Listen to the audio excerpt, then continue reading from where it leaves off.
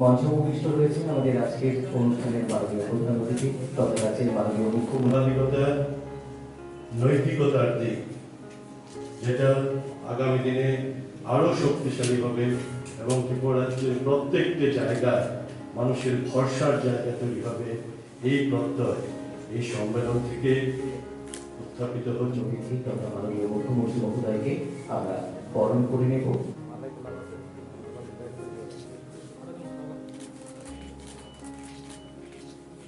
এবারে চারা গাছ অথবা হোমপ্লেন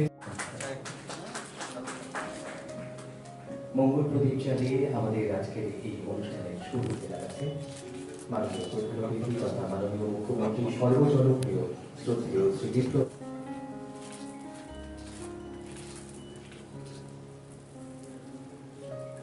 এবারে উত্তরীয় পরিয়ে বরিশ ভট্টাচার্য মহাশয় এবং মাননীয় চেয়ারম্যান শ্রী প্রণব সরকার মহাশয়।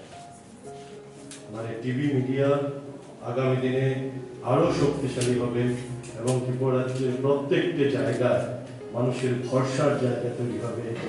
আমি অনুরোধ করব আমাদের Tripura electronics media society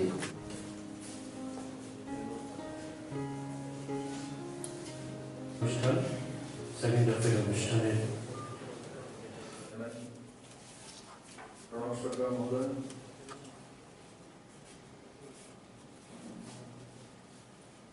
secretary Surajit পাল, প্রেসিডেন্ট সেবক ভট্টাচার্য, দেবাশিস ভট্টাচার্য, উপস্থিত সমস্ত মিডিয়া হাউসের প্রমুখ, এডিটর ইন চিফ, এডিটর, অন্যান্য সাংবাদিক বন্ধুরা,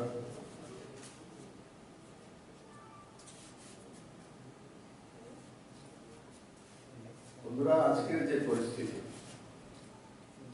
সেটা হচ্ছে কোভিড-19 প্রকোপ এবং তার সঙ্গে মোকাবেলা, তার মধ্যে দিয়ে রাজ্যের ইকোনমি অ্যাক্টিভিটি কন্টিনিউয়াস রাখা, নিজের জীবন শৈলী এবং জীবন চর্চার জন্য নিজেকে তার মধ্যে দিয়ে এগিয়ে নিয়ে এলো। রাজ্য সরকার এই কোভিড মোকাবেলা এখন ট্রিপল টিতে কাজ করছে। তিনটি টিতে, একটা ট্রেসিং, প্রথমটিতে ট্রেসিং, দ্বিতীয়টিতে টেস্টিং और তৃতীয়টিতে ট্রিটমেন্ট।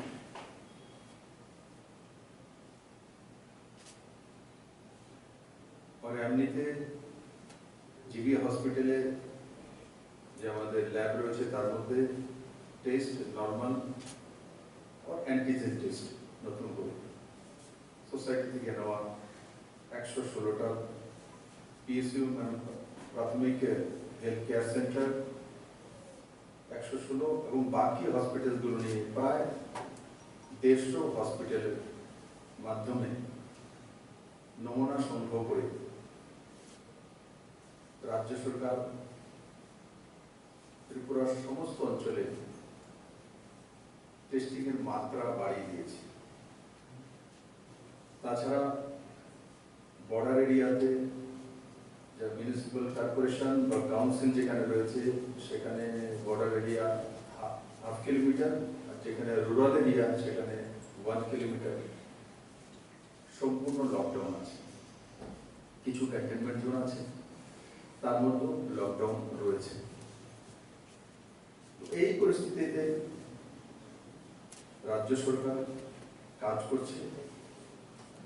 আর ইলেকট্রনিক্স মিডিয়া যে চ্যানেল আছে ওনারও বিভিন্ন জায়গা থেকে সংবাদ সংগ্রহ আর তার পরিবেশন এবং তার মাধ্যমে সোশ্যাল ডিস্টেন্সিং মেনটেন করে একদিনের প্রেস ক্লাবের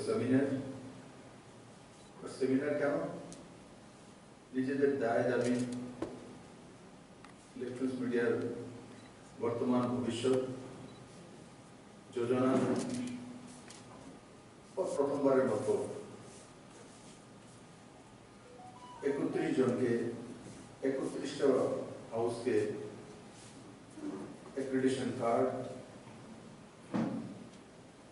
ও তার সঙ্গে রাজ্য সরকারের তরফ থেকে যে অ্যাডভার্টাইজমেন্ট দেওয়া হয় তার মধ্যে নিজেদের ভাগিদারি কিভাবে হতে পারে এই বিষয়গুলো চিন্তন আর সঙ্গে সঙ্গে ইলেকট্রনিক্স মিডিয়াগুলো নিয়মানুবর্তিতা অ্যাকাউন্টেবিলিটি আর সঙ্গে সঙ্গে বিশ্বসনীয়তা। একবার যদি কোনো চ্যানেল কোনো পত্রিকা তার বিশ্বসনীয়তা হারিয়ে যায় তো নেবার তার জীবনে নেবার লিখে রেখে পত্রিকার নাম বা নিউজ চ্যানেল নাম আর চলবে না। একবার যদি পেজ চলে গেছে তো দ্বিতীয়বার ফেরত আসে। আমি ভারতবর্ষে দেখিনি, আসলে স্যাটেলাইট চ্যানেলও দেখি, ডুবে গেছে কোনো কারণে। আর কারণ কি হয়? ফেক নিউজ, ব্যক্তিগত স্বার্থ, ব্যক্তি সত্তা। আর সেই কারণে আমি অনেক দেখেছি যে হঠাৎ করে টিআরপি উঠেছে, কোটি কোটি টাকার অ্যাডভার্টাইজমেন্ট পাচ্ছে, তারপর আবার সেই চ্যানেলকে বিক্রি করতে হচ্ছে, ওই হাউস আর চালাতে পারছে না। বিক্রি করার পর অন্য নাম, নতুন নাম দিয়ে চ্যানেল খোলা হয়েছে, ওই নামে আর চ্যানেল চলছে না। Satellite channel, international channel, national channel, আপনারা সবাই অবগত আছেন এই চ্যানেলগুলি কি কি ছিল আর কোনগুলির অবলুপ্তি হয়েছে। আবার নতুন নাম দিয়ে অন্য কোনো হাউস সেটাকে ক্রয় করে তার শেয়ার নিয়ে অন্য ব্যক্তি শুরু করেছেন। ওই ব্যক্তি পর্যন্ত চালাতে পারে না, ওই ব্যক্তি পর্যন্ত চলে। এটা ভারতবর্ষ, তাতে ডেমোক্রেসি আছে। ডেমোক্রেসিতে ব্যক্তিতন্ত্রের কোনো স্থান নেই। সামূহিক নেতৃত্ব, সামূহিক কার্য ও সামূহিক পদ্ধতি এগুলি দীর্ঘকালীন স্থায়িত্ব পায়। বাকিগুলো সাময়িক। যেমন রাজনীতিতে কোন ব্যক্তি যদি মনে করি যে আজকে আমি রাজনীতিতে আসবো, ওর কালকে এমএলএ হবো, পরশু দিন মুখ্যমন্ত্রী হবো, তরশু দিন আমি প্রধানমন্ত্রী হবো, তারপরে রাষ্ট্রপতি হবো, তারপরে দুনিয়ার সর্বপ্রধান ব্যক্তি হবো, ये সম্ভব নেই। মিডিয়া তো যদি কেউ ভাবে যে আমি একদিনে সব পাল্টিয়ে দেব, সবকিছু করে নেব, রাজনীতি আর মিডিয়ার মধ্যে একটা মিল আছে, লং টাইম গেম ধরে রাখতে হবে, কন্ট্রিবিউশন থাকতে হবে, তবে গিয়ে সাকসেস আসে। আর একবার সাকসেস যদি আসে তাকে সমাপ্ত করা কঠিন। আর যদি সাকসেসের সঙ্গে কেউ সংঘাতে যায়, মানে পজিটিভনেস, তার সঙ্গে যদি অন্ধকার, সূর্যের সঙ্গে যদি অন্ধকার যুদ্ধ করতে যায় তো কতটা সময় সূর্যগ্রহণ হয়, খানিকটা সময় আমরা দেখি যে সূর্যকে ঢেকেছে, কিন্তু সূর্যগ্রহণ এমন দেখিনি কোনোদিন একদম রাত্রে অন্ধকারের মতো হয়ে গেছে। খানিকটা সকাল যেমন হয়, সন্ধ্যা হয়, এমন পর্যন্ত একটা সময় পর্যন্ত হয়, তারপর সূরজ তার আলো দিতে থাকে। সূর্যকে তো তার যে সময় চক্র আছে তা থেকে কেউ আটকাতে পারে। গ্রহণ খানিকটা লাগে, ও সেটাও সূর্যকে সূর্যাস্ত করতে পারে না, মনে হয় যেমন একটু গোধূলি লগ্ন হয়েছে, বাস তারপর সুরজ তার প্রকাশ দিয়ে চলে আসে। তো তার জন্য এগুলো লং টাইম প্রসেস, তার জন্য পেশেন্স চাই। প্রিন্ট মিডিয়া হোক, ইলেকট্রনিক্স মিডিয়া হোক, রাজনীতি হোক, তার মধ্যে পেশেন্স, প্রথম গুণ থাকতে হবে, পেশেন্স থাকতে হবে ব্যক্তির মধ্যে, সংস্থার মধ্যে। আমি যাবো কখনই সেটা হতে হবে, তো কোনদিন সাকসেসফুল মিডিয়া ম্যান হতেই পারবে না, নেভার। কোন পলিটিশিয়ান যদি ভাবে আমি তো মুখ্যমন্ত্রী, আমি এখন বলেছি এটাই হতে হবে, তো বেশি দিনের মুখ্যমন্ত্রী থাকতে পারবে না। ব্যবস্থা আছে, সিস্টেম আছে, আইন আছে, কানুন আছে। বলার পর চিফ সেক্রেটারি তার টিম থাকে, সেটা মুখ্যমন্ত্রী যে নির্দেশটা দিয়েছেন সেটা সঠিক কিনা, এটা লফুল কিভাবে করতে হবে, তার মধ্যে কি কি ধারা আনতে হবে, সুপ্রিম কোর্টের কোনো গাইডলাইন আছে কিনা, হাইকোর্টের কোনো গাইডলাইন আছে কিনা, ভারতের সংবিধানের গাইডলাইনের অনুসারে ওনার বক্তব্যটা তৈরি করা হচ্ছে কিনা, এই সবগুলো দেখার পর যখন কোন ডিসিশন সামনে আসে তখনই গিয়ে সেই ডিসিশন সাকসেসফুল হবে। জানা আমি যা বলবো তাই হবে, এটা এখন একতন্ত্র, দুনিয়াতে এখন একতন্ত্রের স্থান নেই।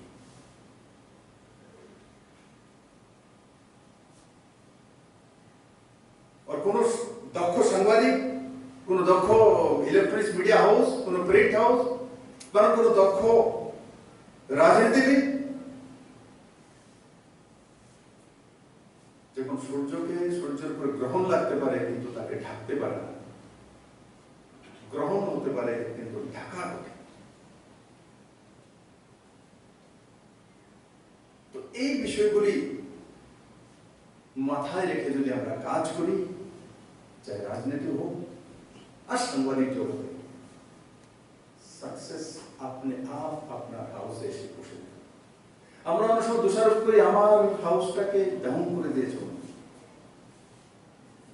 কাউর হাউস কেউ ডাউন করতে পারে না, কাউর রাজনীতি কেউ ডাউন করতে পারে না। কংগ্রেসের রাজনীতি রাহুল গান্ধী আর কোনই ডাউন করে, মোদি করে না। কোন মিডিয়া হাউস যদি ডুবে যায় তার জন্য কোন রাজনীতিবিদ করতে পারবে না, খুব দায়ী থাকবে তার জন্য, কারণ খুব সেই রণকৌশল নিয়েছে, রণনীতি নিয়েছে। আর এমনিতেও প্রত্যেক মানুষের, প্রত্যেক হাউসের একটা স্বভাব থাকা উচিত বা থাকে। আমি বিপ্লব দেব 4 বছর যাবৎ আপনারা দেখছেন রাজনীতিতে, জানে না জানে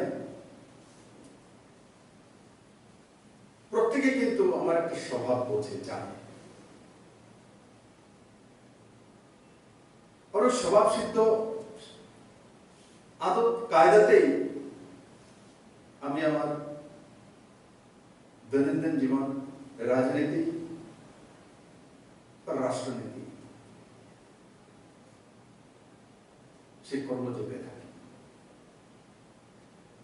হঠাৎ করে যখন স্বভাব চেঞ্জ হয় তখন মানুষ ভাবে বিপ্লবের নটঙ্কি করতেছে, উনি তো এমন না, উনি তো এভাবে প্রতিক্রিয়া দেন না, উনি তো এভাবে কথা বলেন না, আজকে কেন মনে করছে কারণ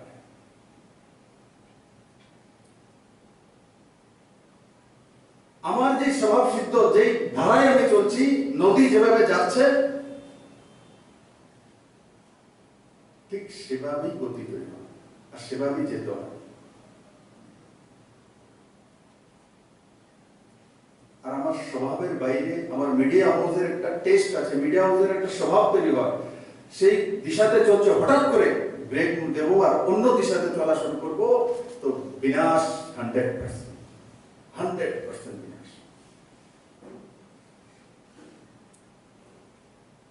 যেমন ত্রিপুরাতে আমাদের বিরোধী পার্টির একটা মুখপাত্র আছে, আমিও করি, কিন্তু এটার একটা টেস্ট আছে। এটা কি লিখবে, আমি 2015-তে এসেছি, যেমন লিখছে এখনো তেমনই লেখে। তো তার মধ্যে তার একটা বিশ্বসনীয়তা আছে যে এটা এটাই লিখবে, এটা থেকে এটাই পাবো, তৈরি করে রেখেছি। কারণ পার্টি মুখপাত্র তো এইভাবেই হবে, এমনই লিখবে। ও তার মধ্যে যদি দেখিয়ে দিতে বিপ্লব দেব জিন্দাবাদ, বিপ্লব দেব মহান কাজ করছে, তো আমি ভাববো মাত্রে মানুষ দেহ করবে যে আপনি কি হয়েছে, হঠাৎ করে মুখ্যমন্ত্রীর এই যে প্রথম পেজে 2 দিন ধরে আইতাছে যে মুখ্যমন্ত্রীর একদম নিষ্ঠার ফুলঝুরি চলতেছে। তো যারা সেই পত্র, সেই পত্রের পাঠক, তাতে অনেকে জ্বর উঠে যায়।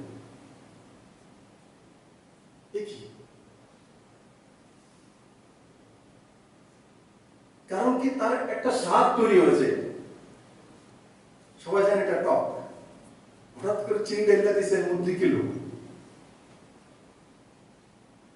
তো লোক তখন ভাববে এই চিনিটা কি আসলে চিনি না এটার মধ্যে অনেক কিছু মিক্স আছে। একবার ফরেন্সিক যাঞ্চ করে, একবার এরে ফোন করবো, এমন করবো, দেখি আসলে ওই পত্রিকা না, এটা কি অন্য কেউ আমার সাথে বাড়িতে গেছে, প্রশ্ন।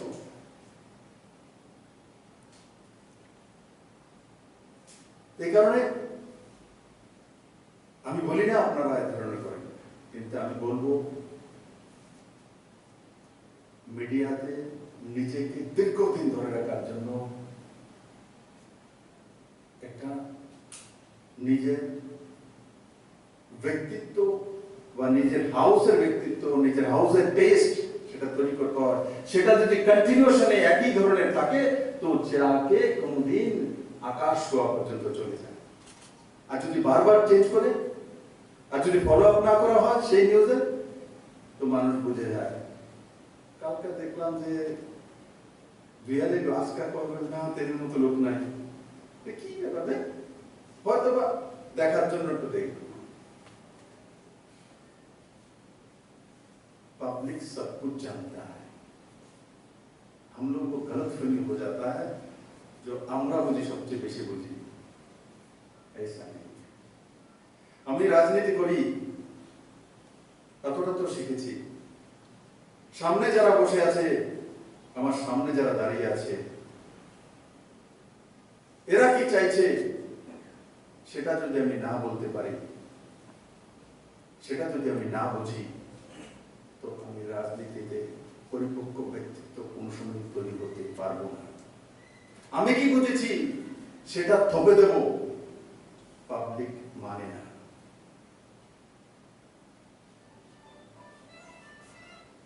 তার জন্য প্রত্যেকটি মিডিয়া হাউসের কাছে আমার নিবেদন থাকবে, অ্যাক্রিডিটেশন কার্ড এসেছে, জ্যাকেট এসেছে, অ্যাডভার্টাইজমেন্ট বেড়েছে, এগুলো তো প্রসেস চলতে থাকে।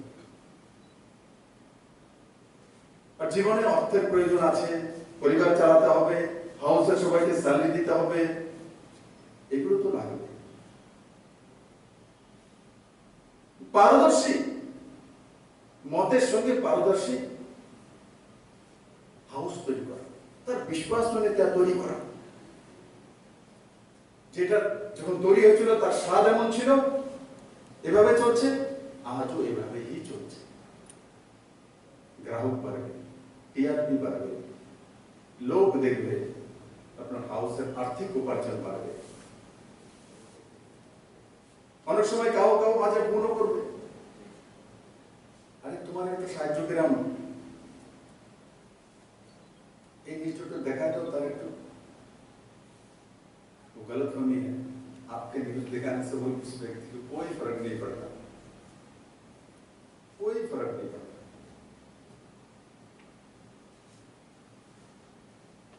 कारण कि ইউরো জার্নালিজম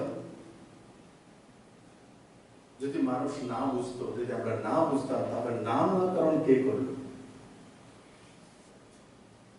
আমরাই তো করেছি।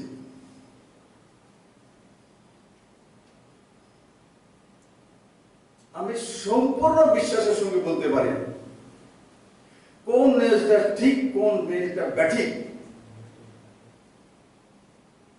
প্রত্যেকটা পাঠক সেটা জানে, প্রত্যেকটা পাঠক।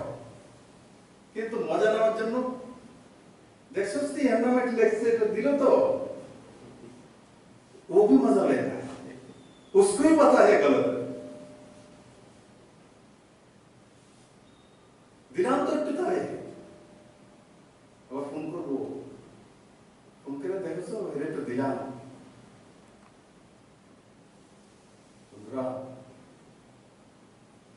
রাজনীতিবিদ দিয়েও যেমন চ্যানেল হয় না, ওর চ্যানেল দিয়েও রাজনীতিবিদ তৈরি হতে পারে। লিডারশিপ কোন চ্যানেল তৈরি করে দিতে পারবে না, আর কোন রাজনীতিবিদও কোন চ্যানেলের অস্তিত্ব তৈরি করে দিতে পারে না। কে তৈরি করবে অস্তিত্ব? পাবলিক। আপনাদের সঙ্গে আমাদের একটা মিল আছে, আমাদেরকে পাবলিক তৈরি করে, মিডিয়া হাউসগুলোকে পাবলিক তৈরি করে। এই জায়গাটা মিল আছে। বাই দ্য পেপার, সাংবাদিকের যে জীবন বাই দ্য পেপার, তার উপরে নির্ভর করে, মানুষের উপরে। যারা পলিটিশিয়ান তাদেরও নির্ভর বাই দ্য পেপার।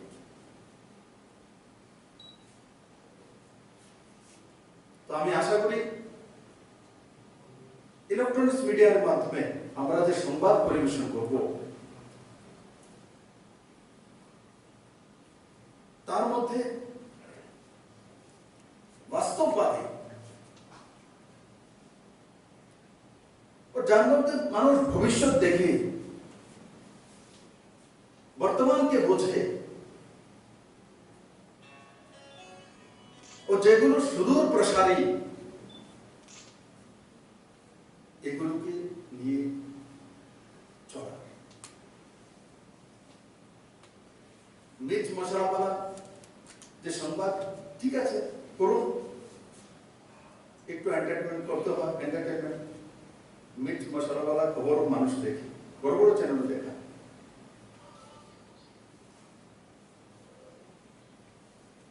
কারণ তাত্ত্বিকতা, ডেটা, ইকোনমি, গ্রোথ, এগুলো সবসময় ভালো লাগে। সারাদিন আমি ইকোনমি করতে, ব্যবসা বাণিজ্যের খবর নিতে থাকবো, লোক দেখতে চায়। কোন একটা পলিটিশিয়ান বা কোনো ব্যক্তি কোনো জায়গায় একটা কিছু বলে দিয়েছে, তো তাকে একটু দেখাবে। দেখানোর সময় সেও জানে, সংবাদ মাধ্যমও জানে যে বেসলেস খবর। मजा ले रहा है,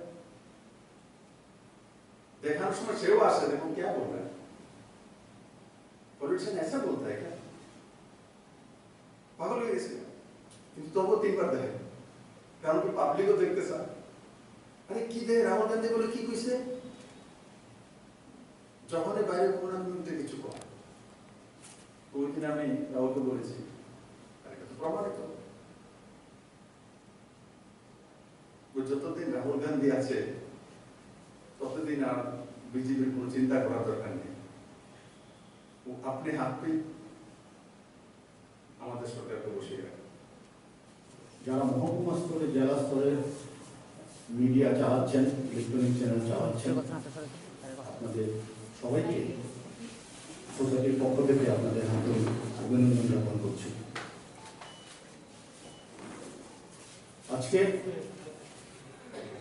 আপনারা জানেন যে মিডিয়া জগতে সবচেয়ে বড় সংগঠনের সম্মেলন। বড় সংগঠন আমি কেন বলছি, আপনারা জানেন যে বর্তমান যুগে সবচেয়ে, শুধু ত্রিপুরা নয়, গোটা দেশ এবং বিশ্বের সবচেয়ে জনপ্রিয় এবং দ্রুততম প্রচার মাধ্যম হল বৈদ্যুতিন সংবাদ মাধ্যম। আমরা দেখেছি সর্বশেষ যে রাজ্যের তথ্য দপ্তরের যে পরিসংখ্যান, রাজ্যের মুদ্রণ যে পত্রিকা প্রচার সংখ্যা, সেখানে দেখা গেছে সব মিলিয়ে বড় ছোট সব মিলিয়ে 1 লক্ষের মতো। আমি যদি তাদের 3 জন করে গ্রাহক করে 3 লক্ষের মতো হয়েছে, তারা অবশ্যই গুরুত্বপূর্ণ মাধ্যম। কিন্তু 40 লক্ষ লোকের কাছে একমাত্র মাধ্যম বৈদ্যুতিন সংবাদ মাধ্যম, সবচেয়ে বৃহত্তম সংবাদ মাধ্যম। রাজ্যের মাননীয় মুখ্যমন্ত্রী এখানে উপস্থিত আছেন, তথ্য দপ্তর অধিকর্তা উপস্থিত আছেন। করোনা পরিস্থিতিতে দেখা গেছে সংবাদ মাধ্যম বেশ কিছুদিন বন্ধ রাখা হয়েছে, প্রচার মাধ্যম যারা ছাপার অক্ষরে বের হয়। কিন্তু যুদ্ধকালীন পরিস্থিতিতে রাজ্যের মাননীয় মুখ্যমন্ত্রী থেকে শুরু করে স্বাস্থ্য দপ্তরের বার্তা, মেসেজ, প্রস্তুতি সবকিছু দিন রাত এক করে আজকে যারা আপনারা এখানে উপস্থিত হয়েছেন আপনারা পৌঁছে দিয়েছেন। মুখ্যমন্ত্রী বার্তা আপনারা ঘরে ঘরে পৌঁছে দিয়েছেন, মানুষ তখন ঘর থেকেও বেরোতে পারত না। এই জন্য আমি বলছি সবচেয়ে গুরুত্বপূর্ণ, দ্রুততম, সবচেয়ে বৃহত্তম প্রচার মাধ্যম হলো আজকের দিনে বৈদ্যুতিন সংবাদ মাধ্যম। অনেকে বলে থাকেন সোশ্যাল মিডিয়া, একটা নিউজ কেউ একটা আপলোড করে দিলে সোশ্যাল মিডিয়া হয় না, ওদের কোনো অথরিটি নেই, দায়বদ্ধতা নেই, ছবি সুপার কম্পোজ করে একটা দিয়ে দিল। বিশ্ব স্বাস্থ্য সংস্থা একটা বিবৃতি জারি করে বলেছে সামাজিক মাধ্যমের যেসব নিউজ আপনারা বিশ্বাস করবেন না, গুরুত্ব দেবেন না। কি বলেছে, ওয়ার্ল্ড হেলথ অর্গানাইজেশন কি বলেছে, আপনারা শুধু গুরুত্ব দেবেন ছাপার অক্ষর, বৈদ্যুতিন সংবাদ মাধ্যম। স্পষ্টভাবে বলে দিয়েছে। এটা সেন্ট্রাল গভর্নমেন্টের অ্যাডভাইজারি আমাদের কাছে আছে। আমি শুধু আপনাদের, যেহেতু রাজ্যের মাননীয় মুখ্যমন্ত্রী এখানে আছেন, আজকে যারা উপস্থিত আছেন, প্রচার মাধ্যমে বৈদ্যুতিন মাধ্যমের জন্য সরকার কি করেছে 28 মাসে, সেটা আমি একটু সংক্ষিপ্তভাবে তুলে ধরার চেষ্টা করছি। আপনারা জানেন যে বৈদ্যুতিন সংবাদ মাধ্যম যারা আছেন তাদের কেউ গুরুত্ব দিত না, সম্মান জানাতো না, স্বীকৃতি দিত না। কে দিল? রাজ্যের মাননীয় মুখ্যমন্ত্রী বিপ্লব কুমার দেব দিলেন। শুধু সম্মান বা স্বীকৃতি নয়, কাগজে কলমে অ্যাক্রেডিটেশন কার্ড, যেটা আমাদের দীর্ঘদিনের দাবি ছিল, আমাদেরকে গুরুত্বই দিত না। বলা হতো আপনারা অ্যাক্রেডিটেশন কার্ড পাওয়ার যোগ্যতাই নেই, কোনো রুলসই নেই। হ্যাঁ, এটা সত্য, শুধুমাত্র স্যাটেলাইট চ্যানেল অ্যাক্রেডিটেশন কার্ড দিয়ে থাকে, এটা ঘটনা সারা বিশ্বে এবং গোটা দেশে। কিন্তু মুখ্যমন্ত্রী বললেন না, কেবল চ্যানেলে যারা কাজ করে ওদেরকেও দিতে হবে। আমি যখন মুখ্যমন্ত্রীর সাথে বিভিন্ন জায়গায় গেছি, অনেক সাংবাদিক বলেছেন আমরা কার্ড পাই না। নতুন করে রাজ্য সরকার নতুন রুলস প্রণয়ন করলো, করে কেবল চ্যানেলের জন্য শুধুমাত্র ত্রিপুরাতে কেবল চ্যানেলের জন্য অ্যাক্রেডিটেশন কার্ড চালু করল। শুধু চালু করাই না, উইদিনে 10 days সাংবাদিকদের হাতে, সাংবাদিকদের হাতে পৌঁছে দেওয়া হয়েছে। কতটুকু সদিচ্ছা থাকলে একটা বৈদ্যুতিন সংবাদ মাধ্যমে এতটুকু গুরুত্ব একটা সরকার দিতে পারে। সেই জন্য আমি আজকে বলেছি যে আমাদের এই সম্মেলন, আমাদের এই আজকের সভা একটা ঐতিহাসিক সভা। কোনোদিনও আপনারা যারা আছেন দায়িত্বশীল লোক, শিক্ষিত অকৃতজ্ঞ হবেন না এবং ভুলবেন না রাজ্যের মাননীয় মুখ্যমন্ত্রীকে যে কাজটা উনি করেছেন। ভারতবর্ষের কোনো মুখ্যমন্ত্রী করেননি। আপনার পার্শ্ববর্তী রাজ্যে খবর নিয়ে দেখেন যে কেবল চ্যানেল ইলেকট্রিশিয়ান কার্ড আছে কিনা। আমি দায়িত্ব নিয়ে বলছি কোন রাজ্যের কেবল চ্যানেল ইলেকট্রিশিয়ান কার্ড নেই। আর কি করলো? পেনশন ছিল কত আমাদের? 1000, পেত কে? একজন কি দুইজন। এটা রাজ্য সরকার যখন ক্ষমতায় আসলো এটা করা হলো 10,000। আমি রাজ্যের মাননীয় মুখ্যমন্ত্রীকে বলবো যে পেনশনের কোনো রুলস নেই, এখানে করতে অভিজ্ঞতা আছে, যাতে একটা পেনশনের রুলস যাতে তৈরি করা হয়। সোশ্যাল মিডিয়াতে বা বিভিন্ন সময় একটা মানবিক সরকারের সাংবাদিকতার প্রতি, সংবাদপত্রের কর্মীদের প্রতি কিরকমের একটা দৃষ্টিভঙ্গি, আগের দৃষ্টিভঙ্গি এবং বর্তমান দৃষ্টিভঙ্গি, এই জন্য আমি আজকে কথাগুলো একটু বিস্তারিতভাবে বলার চেষ্টা করছি। সাংবাদিকদের আবাসন নেই, হ্যাঁ এখনো আবাসন হয়নি। আবাসনের একটা জায়গা দেখা হয়েছে, মুখ্যমন্ত্রী নিজে বলেছেন যে আবাসন তো ফ্রিতে দেওয়া যায় না, 2 কোটি টাকার মতন জায়গাটা পোস্টিং আছে, তো তোমরা কোথা থেকে এটা দেবে? সরকার আমাদের তহবিলে দেবে 2 কোটি টাকা, আমরা আবার এই টাকা সরকারের দিয়ে জমিকে আমরা পারচেস করে দেবো। এতটুকু পর্যন্ত এটা লাস্ট স্ট্যাটাস। মানে সাংবাদিকদের যে ছাদের সমস্যাটা সেটাও কিন্তু অনেকটা সমাধানের দিকে সরকার এগুচ্ছে। আপনারা জানেন যে এটার সাথে আমরা যুক্ত না থাকলেও বিজ্ঞাপনের রেট বিভিন্ন সংবাদপত্রে অনেকটা বাড়ানো হয়েছে। অন্যান্য উত্তর পূর্বাঞ্চলে অনেকটা রাজ্যের তুলনায় আমাদের রাজ্যের সরকারের যে ক্ষমতা সেই তুলনায় অনেকটা বিজ্ঞাপনের রেট সরকার আসার সাথে সাথে বাড়ানো হয়েছে। এই যে একটা জিনিস আপনারা এখন দেখতে পাচ্ছেন যে এই ক্লাবটা এখন এসি চলছে।